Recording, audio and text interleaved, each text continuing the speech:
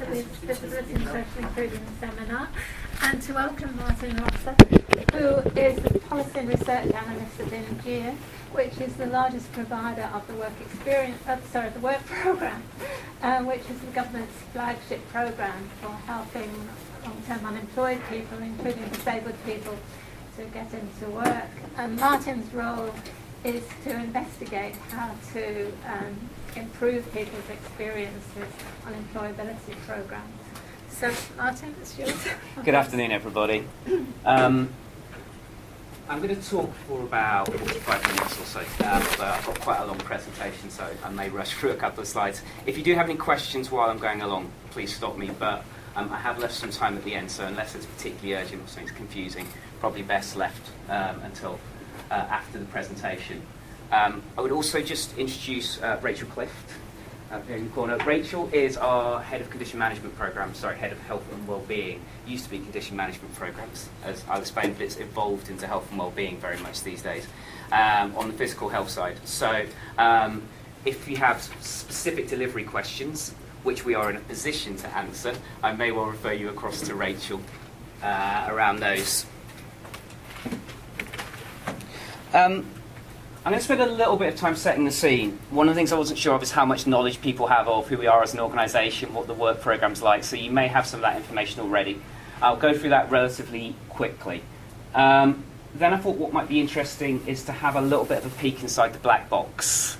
So everyone's heard of this black box, what goes on inside it. So try and peel back that a little bit.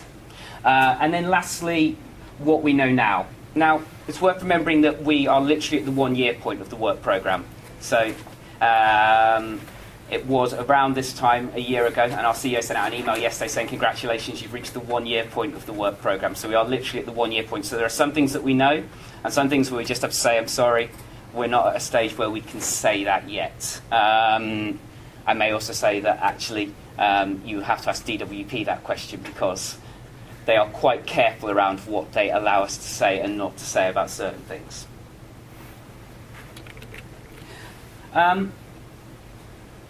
Okay, so just a little bit of broad information about Ingeus. Really, I put this slide up to give you an idea about the scale of the organisation. So Ingeus, sometimes by our clients pronounced Ingeus or Igneus, but definitely Ingeus and previously work directions.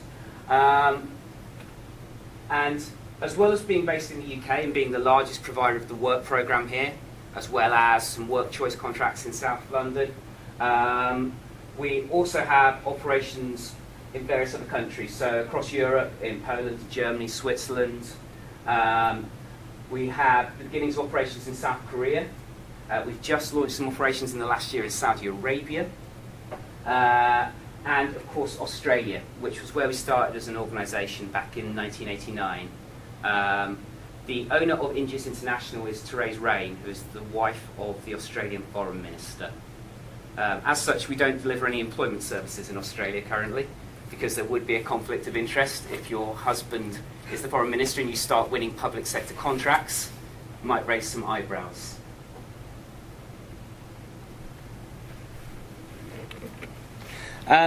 Just a little bit to give you an idea in terms of where we're at in the UK currently. So we deliver the work programme, and we are a prime contractor in 7 contract package areas, as they're called, and a sub in the West Midlands, which means that we deliver on behalf of another provider. Across the country, I checked this morning, we currently have 74 delivery sites. And that's our own. As well as that, there are approximately 300 subcontractor sites. We've got about 115 subcontractor delivery partners across the country, which means that obviously some of them are operating out of more than one site.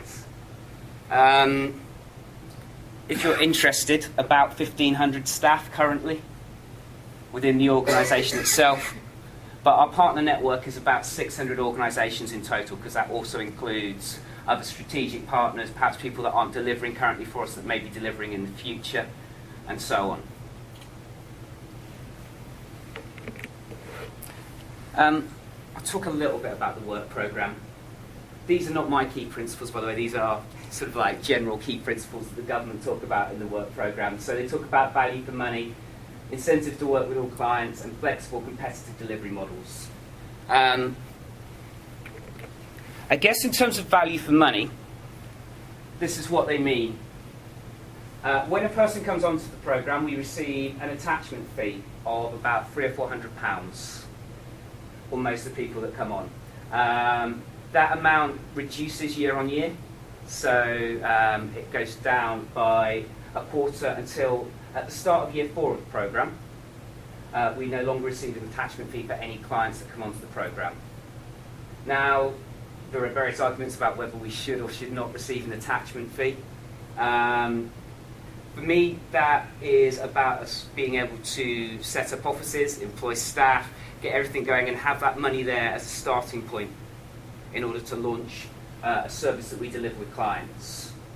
However, most of the money that we receive comes with a job outcome fee.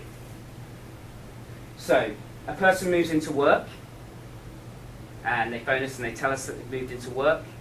We then watch them for 13 to 26 weeks, depending on which client group they are. And if at the end of that they're still in work, we get an evidence from the employer to confirm that they're in work. That's sent to DWP, and that triggers a larger payment for us. Someone has to be in work for, I guess, up to 6 months before we're actually seeing the bulk of the money.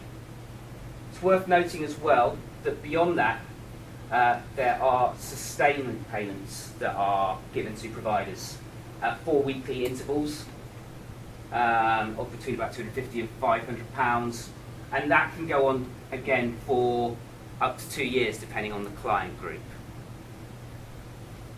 The point of this really is that most of the money that we're receiving is at the end. We take on quite a lot of risk with clients. So we pay the money at the beginning, hopefully we move them into work, and then we take the money for having moved them into work. It's worth noting that when you add up the sustainment fees and the job outcome fees, it pretty much adds up to the equivalent in benefit savings over that period of time for that individual. So the government have been fairly firm about how they've approached it and said, well, we know that money will be there in the pot. If that person's been in work for that period of time, the money's there to pay for it, but we're not willing to pay the money up front.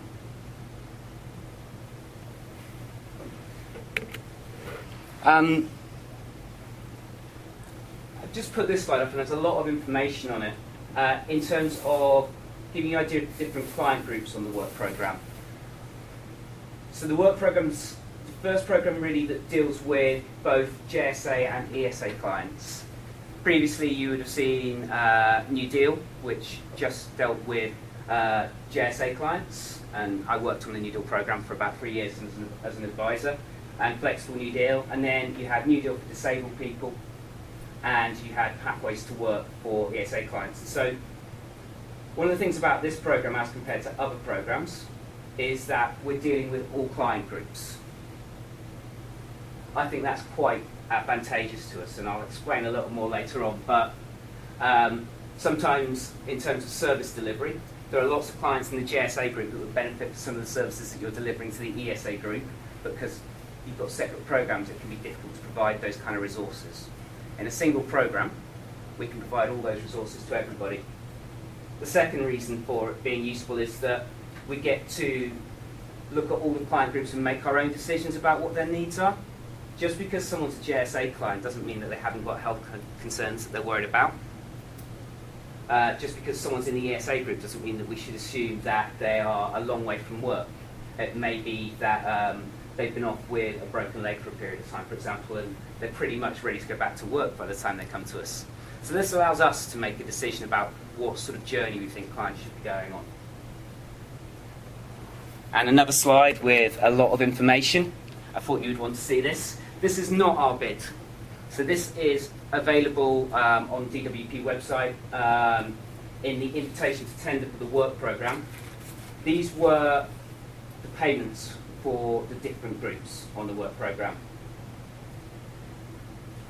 I will make sure these slides are available, so you don't have to copy all of this information down. Excuse me, Martin, warn me. Mm. I'm meeting with Chris Graham recently, and you you're talking about the ESA XIB, Mhm. you referred to up to £13,000 outcome, Yes. remuneration outcome So payments. you've got So- a total potential sustained payment of £9,620 plus a maximum job outcome Oh, I fee as see, well. yeah, those two added Gives together, you about £13,120. Yeah, sorry. That's all right.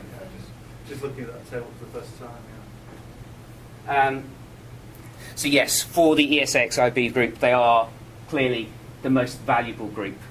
This is about creating an incentive to work to work with all the clients. One of the things about previous programs and having a flat payment fee is that you're getting all sorts of different clients in, and you haven't necessarily got incentive to work with clients. It may cost you more to move a client into work than the outcome payment is. That's not to say that you wouldn't work with them, but there's not a clear financial incentive to work with them. The government's argument is that on the work programme, there is a clear financial incentive to work with all groups of clients.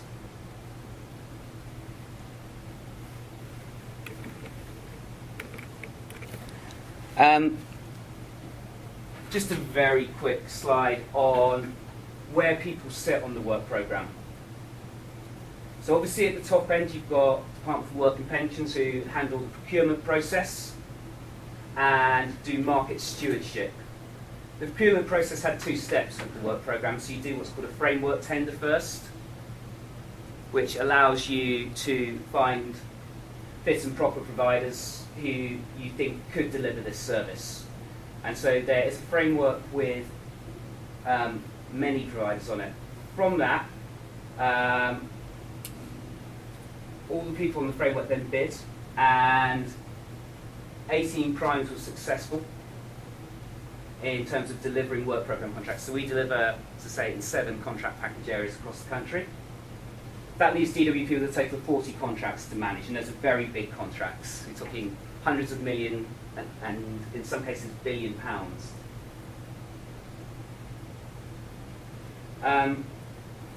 As part of the bids that we made to DWP, we were required to provide minimum performance standards. So every provider has their own minimum performance standards, which are available, and that's our guarantee in terms of what we would deliver to clients. Below all the primes, there are subcontractors. So every prime has a bunch of smaller providers that deliver specialist services. In some cases it could be end-to-end delivery, but most of the time you're looking at smaller, perhaps third sector providers who are delivering parts of the model or delivering for specific people. And Putty's Chris grading, there are approximately 1,000 subcontractors out there currently who have contracts. Some of those subcontractors obviously will have contracts with more than one provider, but he seems fairly confident about that figure. Now, the contract is managed by something called the Merlin Standard. I don't intend to get into what the Merlin Standard looks like today. You may have seen that Serco was just accepted as the first organisation to pass the Merlin Standard, and we're going through the process currently. And that checks that all of our contracts with those subcontractors meet the required standard of DWP. And then underneath all that you have the black box. So realistically speaking, we're allowed to do what we want to do within the black box. That gives us the flexibility as frontline delivery organisations to deliver what we think is best for a client. The only things that we have are that it has to be a 2-year programme for an individual, so that's a 2-year delivery programme. We also support them in work, so a client could be on our caseload for more than 3 years. And that we have those minimum service standards.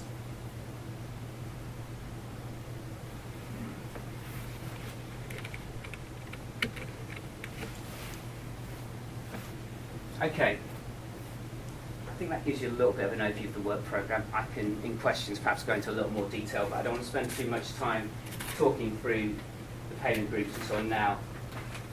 One of the things that I wanted to mention before we move on to look at our delivery model is just the kind of fluctuation in flows which providers have seen in the first year. So the differences that exist here. So the left-hand graph is estimated programme flows across the entire programme lifetime. and the other one is just for this year. So I guess the most obvious thing is that we've seen a lot more GSA clients than we might have expected, particularly in the early access group here. And that even over the lifetime of the contract, we're going to see a lot more GSA 25 plus clients. Why is the IB one so small? The ESA XIB or the GSA XIB? There are smaller client groups as a whole, so there's less people within those community. 180,000 Londoners Mm-hmm. playing IB. Yes. 87,000 been doing something for 5 years, Mm-hmm. which suggests they've been left behind.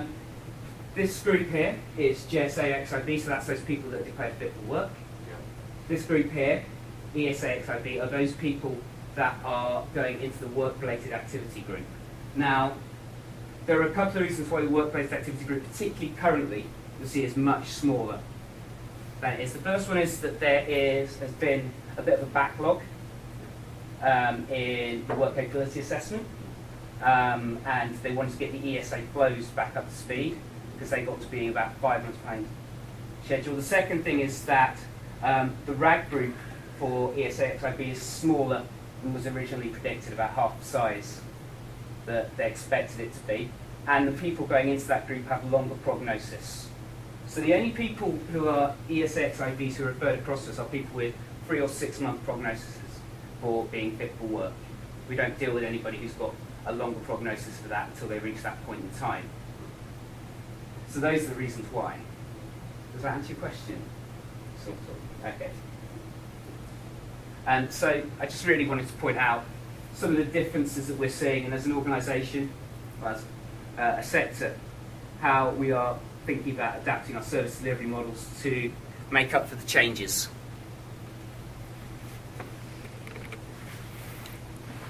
Okay. Some of this is available through the Contracts Finders website. If you go onto there, you can find all of the bid documentation. But I was just going to talk through this model a little bit. This is our delivery model. So we get our referrals from Job Centre Plus, and both GSA and ESA customers come across to us. And the first thing that happens is they go into a phase of the program which we call Insight, which lasts 4 weeks. And they will have an Insight advisor. And their job is firstly to do diagnostics with that individual. So we receive quite a lot of information about them from Job Centre Plus.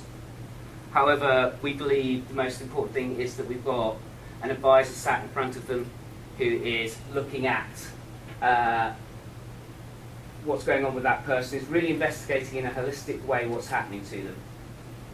Sometimes that takes half an hour, sometimes it takes a series of appointments over 4 weeks. You can't necessarily decide immediately what pathway might be best for a client. But based upon what happens in an Insight interview or a group of Insight interviews, clients are referred across to the next stage of the program. So if we feel that they are relatively close to work, they would go on to a part of the program called Boost. That's intensive job search, lots of activity, keeping them busy, getting them in at regular intervals, and making sure that they are liaising with our employer services team. Over here. So those are people that are going out and talking to employers, selling our clients, building up that network of contacts with employers, to make sure that we're finding jobs for people and that we're finding the right kind of jobs for people. Some of those people that are a little bit further away from work would go into Engage. So these are people that perhaps have other barriers. It could be housing, it could be health, it could be a range of different things, but decisions have been made that perhaps they need a bit more support, some more time. They would go to Engage. Advisors on Engage have lower caseloads than Boosted advisors, so they have more time to spend with clients. What sort of caseload do they have? In terms of those, I can't give you the live figures, but I can find out for you perhaps and get back to you as to what caseloads look like currently. What's the level of health screening? The level of health screening? Yeah, so if Yeah. people assume both of you are out of work, they have anxiety, depression is common. Yeah. I'm going to go on to some of that, but I'll refer it across to Rachel immediately. That question for you. So as part of Insight, we have a diagnostic process. We have 4 specific questions every client will get asked around health disclosure. So whether they've got a health concern, whether their health has been a problem for them previously in work, whether they're accessing any services currently for their health, and whether they would like some support with their well-being. So that happens at that Insight stage and helps to formulate the picture of what part of the programme we might go into and what support we need.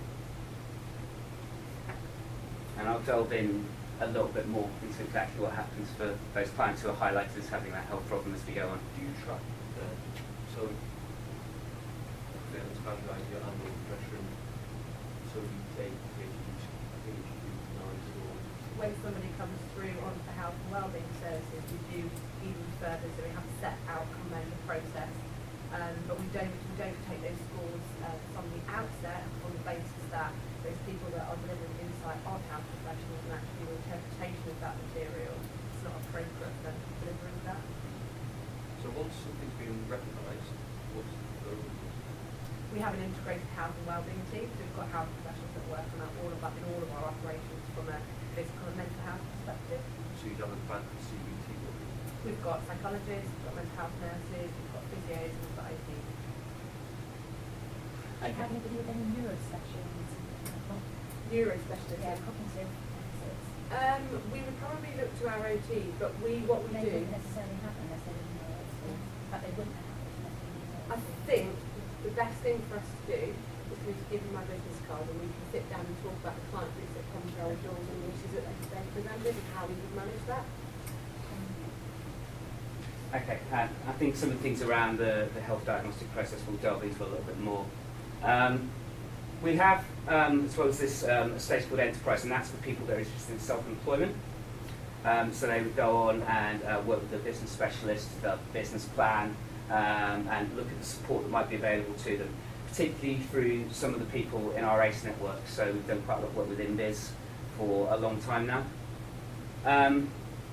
Some people would be referred across to Steps to Work. That would be clients who are claiming employment support allowance, but perhaps are disengaged, so they've been out of work for a very long period of time. We feel that there's going to be a long process to move that person back into work. You'll note whereas with the other steps, they tend to move around. With Steps to Work, it's an ongoing linear pathway there. So that person would really only leave Steps to Work when we felt they were ready to go back into one of the other groups. And sorry? Or when their 2 years are up, they would leave the programme, or it may be that they moved into work directly from Steps to Work as well. May I just ask a very quick question around Steps to Work? Sorry, it's Jane Hunt, the Accounting Society. Just keen to understand a little bit more about the qualitative interaction, because these are often quite challenging folk to keep motivated and to find the right pathway. Can you talk to me a little bit about that? Yeah, I mean, I'll refer you across to Rachel directly again. But You're absolutely right. Motivation is absolutely key to this particular client group. So that's actually deciding factor as to whether somebody would go to Steps to Work or not. So somebody that was engaged with work and actually was very keen to work regardless of the severity of their health condition would go into our engage side of the programme. So the whole purpose of Steps to Work is trying to engage somebody with work. So we have specific dedicated advisors that we're working on Steps to Work, which are focusing on engagement, and in the meantime they can steadily be working with our health and wellbeing team, so looking at one-to-one interventions, group activities. We have a suite of different weekly classes that we deliver, so things like classes, relaxation, and other exercise-based groups, so lots of things, lots of sort of activities that we can assist to engage and motivate individuals with. Okay. That's fine, yeah. And I will delve in a bit more into exactly what happens as part of some of these processes as we go along. So you'll note as well that some people go onto vocational routeways and personal routeways. So this would be between 13 and 26 weeks of dedicated activity. So vocational routeway would most likely be with an employer, perhaps doing work experience, spending some time shadowing. Work in personal routeways might be more with some smaller providers, looking at how that person can move forward and develop themselves. So that might be voluntary work. It could be perhaps doing some training within that group there. Do you get funded for providing volunteer opportunities? Do we get funded for providing Yeah. voluntary opportunities? Yeah. As part of this? The funding we get is the funding that you've seen on the previous ones. So for us, in terms of providing voluntary opportunities, we would look to our partners, perhaps in some cases, or we would source them ourselves for our employer services network or our to find those, but we don't get paid individually for providing those voluntary programs. The only money we get is the money that comes in at the top there. So mostly those kind of like placements would come through employers looking for people to come in and do work, and we build those relationships to make sure that we give people that opportunity. If you take a look at some of our clients with more, or perhaps a little bit further away from the labour market with more health and wellbeing related issues, we would look to some voluntary work as part of their return to work journey. So whilst we're not necessarily incentivised and paid for that, we would probably look at that as part of their action plan and to help prepare them for paid employment later on when that's the most suitable time that we could for.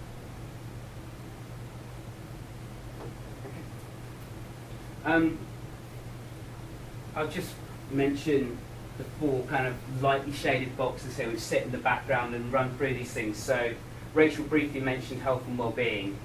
And again, I'll talk about this in a bit more detail. For all of our clients, there's a cross-cutting health and well-being service that they can access, and that would be if their advisor feels that they would benefit from health and well-being support. That could be group activities such as specific classes in CBT, it could be walking classes, it could be gym, it could be one-to-one appointments with a mental or physical health specialist. I think one of the things that we understand pretty clearly from having worked in the UK in this sector for a decade is that there are a lot of clients who've been out of work a long time who suffer from confidence and motivation issues, often low-level physical health issues, and that routine, exercise, these things make a big difference to them. We find that health and wellbeing makes a really big difference to our clients, and as part of our service offer, it's really useful not just in engaging them, but moving them closer to work. Ingeus Works is our IT system. So I know you said about tracking, for example, and making sure that we're following clients and seeing what's going on and tracking all that information. Ingeus Works is a huge database. I guess we've got approximately 100,000 people currently on the work programme, so that database contains huge amounts of information about them. How we access that data for improving our delivery to clients is really important, and that's part of my job. And so clients are putting a lot of information into that. As well as that, we are in the process of finalising our client portal. So as part of Ingeus Works, clients will be able to log on to an online portal where they will be able to access job scraping software and log in, get different training units, most likely provided by Learn Direct, although we're still looking at where we might be able to source some other things. The ACE network, accessible community experts. And I have to try and remember that because it always used to be adults facing chronic exclusion, and this is the way with acronyms. Our ACE network is those small providers who can deliver specific services to people, and we don't pay them on results, we pay them on the process that they deliver. So that could be debt advice, for example. So if we had somebody who we felt had some serious financial issues that they need to get sorted as part of the process of moving into employment, we refer them across to a local partner and pay them a one-off fee for delivering that service.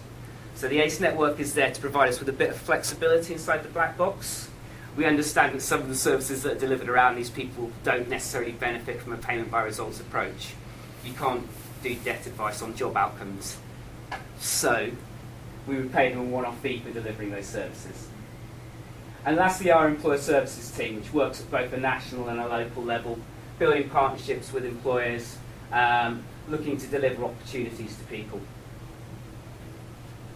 I'll just briefly mention the Careers Academy. I'll talk a little bit more about specific kind of in-work support for people with health issues later on, but Careers Academy is what we do to help support people in work. So that would be through their advisor in the office, but also through our call centre, which is there to provide more 24/7 support for people where that need might arise.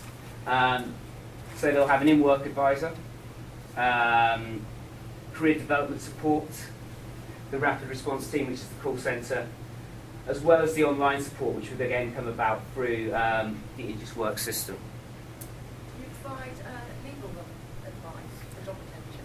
Legal advice for job retention is a little bit of a tricky one. I don't know actually within the contact centre whether we have any specialist legal people, but certainly within our HR team we would have some of that knowledge. Let me check for you. The answer is I don't know off the top of my head.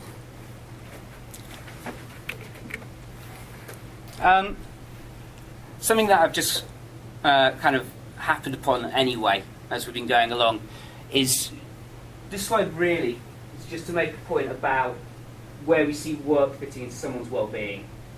I think everybody in the room is aware that there are lots of things that affect people's well-being, physical, psychological, economic, their environment, and what's going on with them socially. For us, it's about appropriate work and about appropriate work being part of the process to rehabilitation for an individual. So we don't necessarily see a job as an end result for a person in terms of improving their physical condition or their mental condition. For us, it's about how being in work, having that regular social contact, having that routine makes a difference to them. So we see work as part of the solution. Mm-hmm. Do you have any mental health? Do we have many mental health? Yes. What proportion of our caseload come up with specifically mental health issues? I can tell you for the ESAs, because I have that data here to hand, how many people exactly. And this was from the November, up until end of October last year. We saw, in terms of mental health, about 21% of those clients' primary health condition, those who declared a health condition, 21% said they had a mental health issue. Do you provide special kind of rehabilitation for them? Yes. So in our operations integrated at ground level, we have both mental health and physical health specialists. And as part of our suite of workshops, we have a lot of things which deal with issues like anxiety, confidence. CBT, cognitive behavioural therapy, is right at the centre of everything that we deliver. And I don't know, Rachel, did you want to add any more around the mental health side specifically? I think, it's probably important to recognise that for all of our clients, what we offer isn't a clinical-based service. It's a very solution-based service what we offer. And actually, if somebody needs more clinical intervention, we will look to mainstream services and other providers and work with them, because our health professionals are designed to be in place to spot where there are issues. There could be significant difficulties for some of our clients as well, and there are on work programmes. And also then to look at identifying what other services we should be using, because the whole purpose of work programme is looking at partnership working and pulling services together. So we have qualified health professionals on our programmes to make sure that we're supporting our clients in the right way and pulling those services together. And obviously to be offering specific return to work advice for our advisors, because they're not specialists in health and wellbeing. And just one other point really around mental health. The population of people in JSA are a very interesting group for us, and whilst we can give you numbers of people that have actually disclosed they've got a health condition, or a mental health condition, or physical health condition, we know that we have a lot of clients on JSA that have undiagnosed mental health issues, and that's another reason why it's important for us to have the right specialists in place to be able to identify and ensure that our mainstream services can support those individuals appropriately as well. Separate question. So some of the other providers that we work with, are they members of this ACE network? Our ACE network is specifically for us to use. Right. So and our end-to-end providers can also access our ACE network. Is that? Yeah, and they're not necessarily subcontractors or defined subcontractors as such, are they? They would have service level agreements, but our end-to-end subcontractors are the ones that deliver at the employment side of the programme where we don't. And it's more based around geography. So where we can, we deliver in-house. Where we have more remote locations and we feel that we found in obviously delivering work programme that an end-to-end provider can meet the needs of those clients in those areas.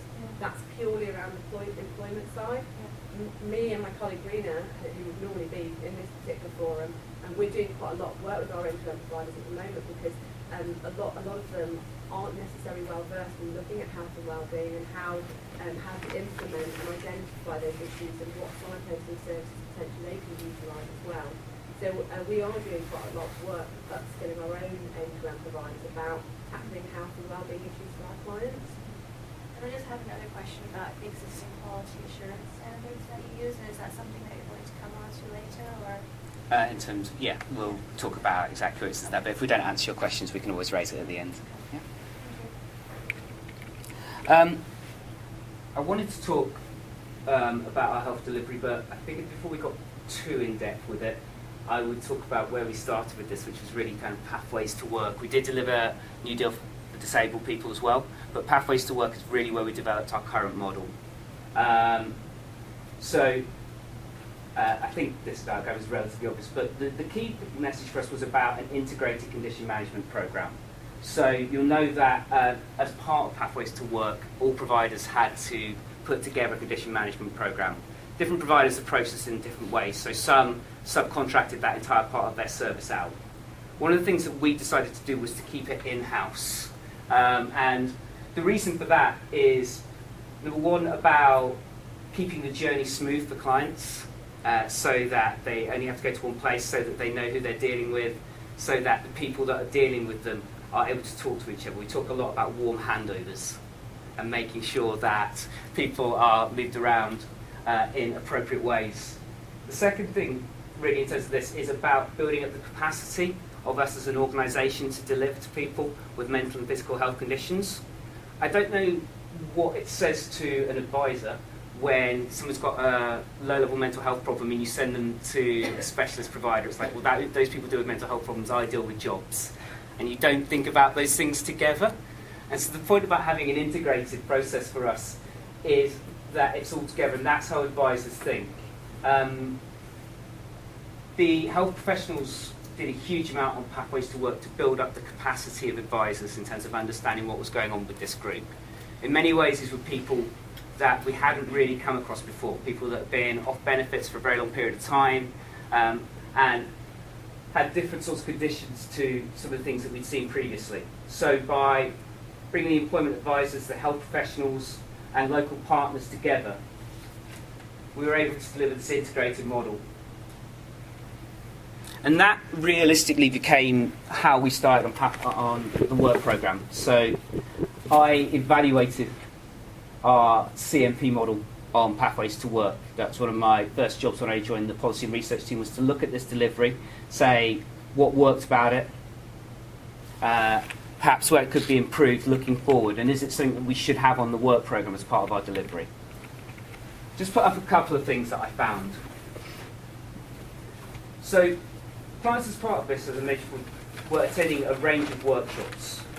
And based on the evaluations from these workshops, 39% said this was due to increased confidence that was moving them closer to work. 20% said they were moving closer to work because they knew better how to manage their health condition. And this is relatively typical of the sort of feedback we're getting. It was like a form of discipline. I didn't want to leave the flat. Coming here and doing the workshops gave me something to focus on. They helped to overcome fears about socialising with other people. And that came from a focus group that I ran up in our Mansfield office. And this, for those of you who like something that's a bit more quantitative. Those people on Pathways to Work who had an interaction with a health specialist, either a group workshop or a one-to-one, were about 15% more likely to have started work than those who didn't. Now, I should point out that is not causality, that is correlation. So I looked at this data afterwards. I didn't look at this data at the start and follow them through a process with a control group. So this is just correlation. However, it's pretty strong correlation. and suggested to us fairly strongly that the condition management program was making a big difference to people.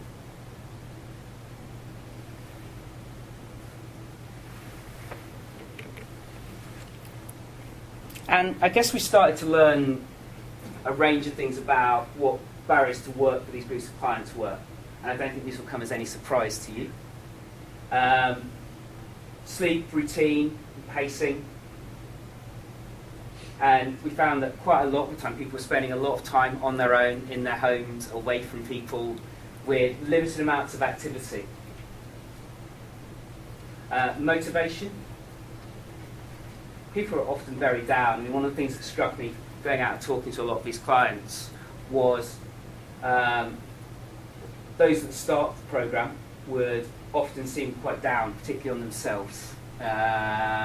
Really had no faith in their ability to move into work, didn't see how the world of work accepted them.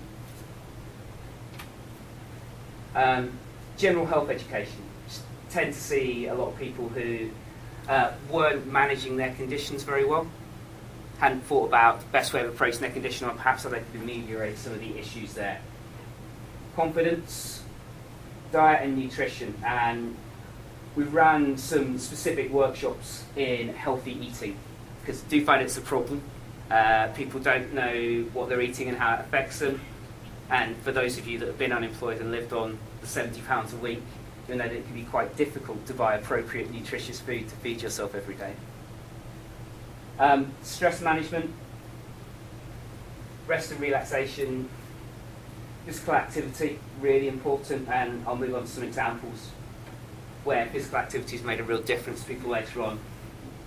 Mood and problem-solving strategies, and these were just the sorts of things that we were starting to see.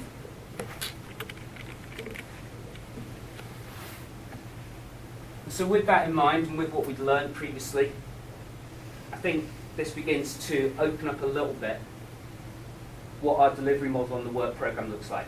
So a client comes in and they had their initial diagnostic with their insight advisor. As Rachel mentioned, there are the 4 questions there which are as part of that diagnostic, which would highlight that there might be a health concern with somebody. If that's the case, you then go into a triage situation where you would have a qualified health professional and an employment advisor with that person talking about how exactly we might best support that person into work. And from that, the development of an integrated health and employment action plan. And these are really examples of what's happening here. So you're getting job-seeking support, mainly from your employment advisor, but also to a certain extent from your health facilitator. One-to-one support, which would be individual sessions, to help that person, in group workshops. Before they move into work, they have a pre-work assessment. So this would highlight any needs that that person has when they may move into work so that we can provide appropriate support.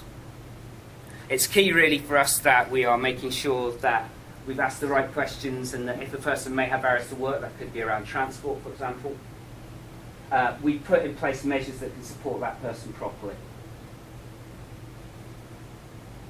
Hopefully, they go into sustained employment. It's worth noting that you've got senior health professionals operating in each contract package area as well, providing greater oversight, and where you've got specific problems, they're the person that's going to come in and offer that extra support. These are people that are experienced in working with the long-term unemployed and people with physical and mental health issues. And then obviously our partner organisations. For those people who, when you have a triage, it's clear that they're disengaged, that actually at this point in time, understandably, they're not looking for work. They've got other concerns. That doesn't necessarily have to be health related, although this would be for ESA clients. And that they're going to be spending a period of time where we're going to be moving them on a journey back to employment. For some people, we know that it's a long process. It can take 18 months, 2 years of intensive work with an individual to help turn them around. Marcia, can I ask you a question about pre-work assessment? Is that an assessment that focuses on the work environment, such as an access to work assessment? Or are you assessing things like existing health concerns, existing soft skills that need to be developed while they're in employment? Oh, great question. So 3 months assessment is specifically for someone that has a health concern or an issue with regards to well-being going into work. It's a very holistic assessment, looking at the work that they're doing, looking at what they already plan to do to help support themselves. So, and really, the options, I suppose, from those that our health professionals might become more involved with us. They might go do a visit to the workplace as well, and that would be where something like access to work would come in. So, obviously, we wouldn't be doing an access to work assessment, but we would be at that point thinking that we probably would do access to work.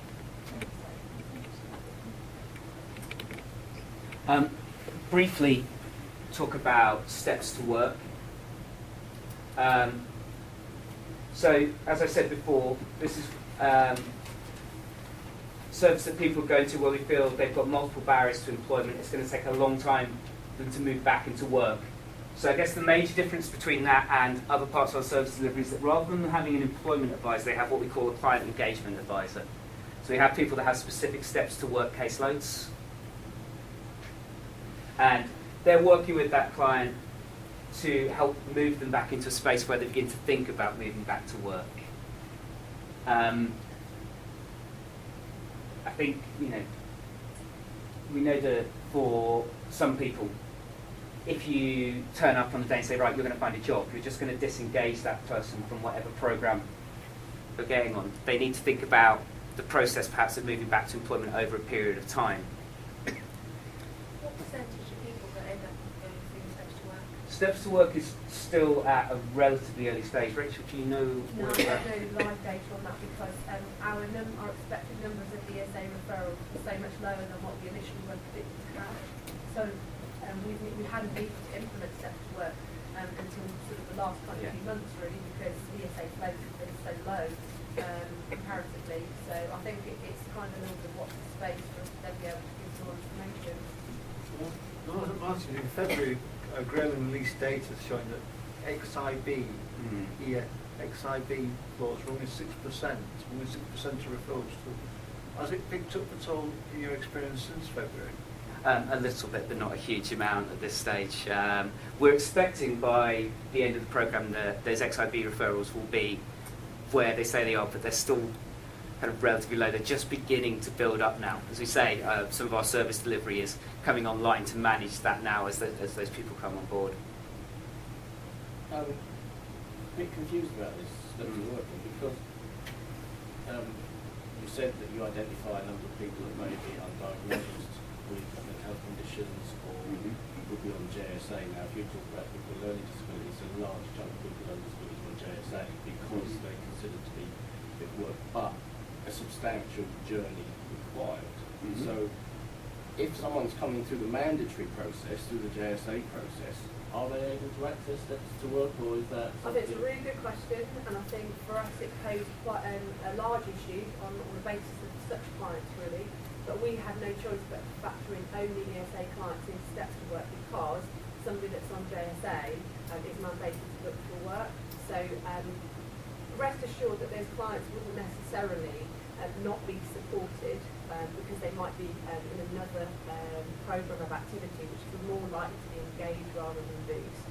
And they can still be on our programme for that 2-year period of time. So they might just go through different sections, but they definitely didn't go through steps to work on the basis of the benefit they're on.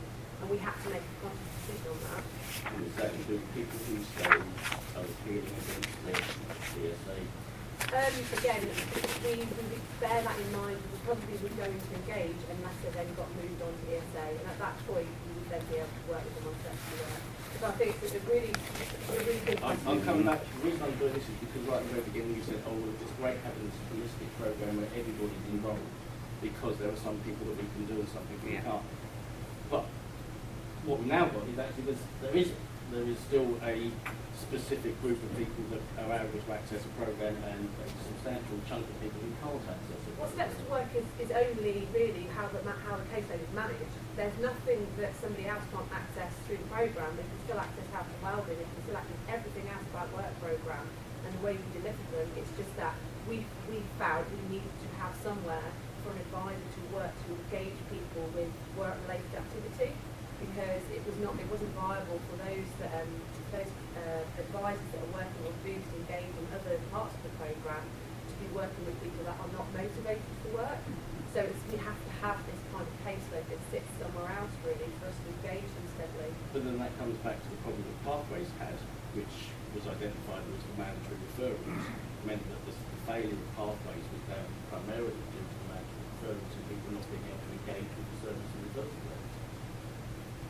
That came from parliamentary investigation into why Pathways didn't reach its targets, and it was specifically about mandatory referrals and people being able to not engage with these sort of services. It throws a bit of blurriness into what was a very slick presentation up until then. I mean, I think your point is fair enough, as Rachel said, and I think we can talk more about what exactly happened on Pathways to Work and what that report says. I think it says some interesting things as well. One of my things about Pathways to Work is, for example, that around a fifth of our caseload were going through the appeals process at the same time as they're on the programme. You say it's hard to engage mandatory people. Try engaging people that are in the appeals process and then ask questions about why our performance figures don't necessarily look at where they should be. I'm not saying that's the whole cause, but I think it's partially there, for example. So quite a lot going on with Pathways to Work, but I agree with you. There's definitely more we could do for those people on JSA who have health conditions. And I speak to that as a former advisor who, on New Deal, felt that his hands were completely tied. But at least when I look at this, I see that we're beginning to look at the loosening of those binds. Coming back to ESA, at one time there were 6 mandatory meetings that a personal advisor had to have with their client. I think since that time has changed. Could you give us an indication as to how many meetings the personal advisor does have with an ESA client who's on the work-related activity group in, say, a period of a year? Okay, so most of the time there's an expectation that our advisors see their clients at least once a fortnight.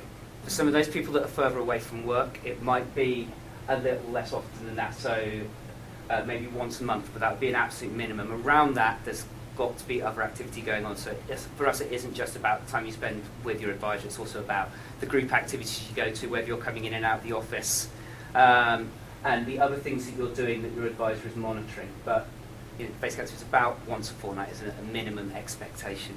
So it comes back to the health and action plan that personal advisors laid out. Yes. So if you have people that have gone through the WCA and end up on JSA, and you see that they have conditions, do you not work with them to go to appeal? No, unfortunately not. And I say that with the caveat in mind that we just can't do it. Basically, it's not our role. Sure, it's to your benefit then if you can then get them moved into an ESA group. In theory, we're not referred people who are in the appeals process already, so it may be that somebody came to us and then appealed. But in terms of how that happens, it's just not really there. Somebody was referred to us and on JSA, and they get moved onto ESA, we only get paid at the level of being on JSA. The amount so of money if they doesn't. move to ESA, we only get paid for what they were referred at, and then we're referred at JSA, so it's no incentive for us. The money is fixed for us basically once they're referred to the programme. Okay. I'm aware of time, so I'll just move on a little bit quickly here. I just wanted to talk a little bit about the kind of things that we see health advisors doing, because I know that it can be difficult to envision a little bit what their activities like. So, group activities, weekly classes, health-specific lifestyle and well-being classes. I've got a slide with a lot of that I'll probably skip on. If you're particularly interested, and I'm afraid I can only rescue a few of them this morning because they're out in operations being used by clients, these are some of the workshop booklets that we have. So these give you a flavour of the sort of workshops that we've got running currently. Are they accessible online? Not currently, no. But what I would say is these are only a flavour of the workshops. What you tend to find in different areas is that because you've got this dynamic process in terms of delivery, health specialists want to deliver different types of workshops in terms of what they're seeing. With the group activities and stuff like that, do you have any specialist group workshops some of my colleagues with the Accounting Society, here specifically people with profound learning disabilities, would they be expected to just go to a generic workshop, i.e. we're doing a psychoeducational workshop, we're referring them to there?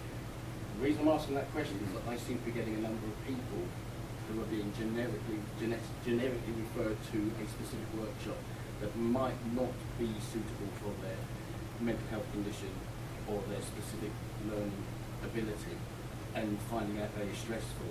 And I'm just wondering, do you as an organisation identify groups of people and give them specialist workshops and that as well? No, is the answer I would give you more generically. And somebody wouldn't just be referred into a group if they had a learning disability. So we'd be working with them to identify whether that workshop would be appropriate for them, and if it was appropriate for them, then they could access that group similar to every client that would come through our doors. It might be that they need to take a specific person with them to help them to cope during that particular group as well, and we would definitely encourage them to invite that. But it's not something that just happens as a matter of course. It would be a well thought through process as to what that needs of that individual work. So it wouldn't be a generic thing, right, you need this, you need to go to that, and take into account that particular individual's needs. And work with those that they're already working with as well, to identify whether that was appropriate or not. Are you saying we don't have any group No, specific workshops? we don't. To provide peer support? We don't have any specific groups that are just people with learning disabilities, no. I'm thinking bringing them. No, we don't. So you might work then with partners. Yeah, and we feel because the proportions of people that come to our doors are proportionally lower. I mean, the number of people that come to our doors, the primary sort of health conditions that we come across are obviously multi-moderate mental health, musculoskeletal problems, and general lifestyle. And I can give you some more data to support that. But for those minority groups, we want to work with specialist providers because actually they're the people that can help support that individual the best. And we can work with those providers, and that's how we see the best practice, basically. So, I'm slightly unbalanced to this one, to the Atlas speech.